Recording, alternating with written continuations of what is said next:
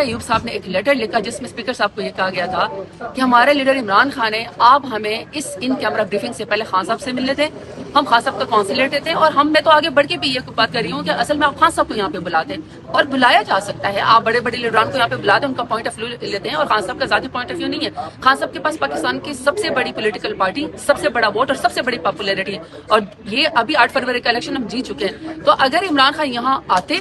As an ex prime minister, اپنا تجربہ بتاتے، آگے کا ویژن بتاتے، اور دوسرا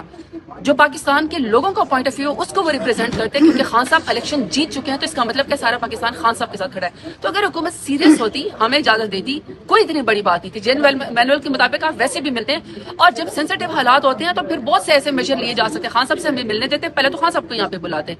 نہیں تو پھر خان صاحب سے ہمیں ملنے دیتے، ہم نے بھی یہاں پہ جتنے بھی لوگ یہاں پہ جاتے، پارلیمانی لیڈر، اپوزیشن لیڈر، ہمارے جتنے بھی لوگ یہاں پہ جاتے ہیں یا ہمارے نامینیز، سب نے وہی بیانیہ دینا تھا جو عمران خان کا بیانیہ ہے، اور ہماری پارٹی میں حرف آخر بیانیہ وہی ہے جو میرا لیڈر عمران خان کہتا ہے۔ اور میں بار بار آپ سب کے سامنے ایک سال سے کہہ رہی ہوں کہ نہ میرا اپنا ذاتی کوئی ووٹ ہے، نہ عمر ایوب صاحب کا، نہ بیرسٹر گور صاحب کا، نہ کسی کا بھی، تو ہم وہی پارٹی لائن لے کر چلیں گے نا جو میرا لیڈر ہمیں یہاں پہ آ کے بتائے گا۔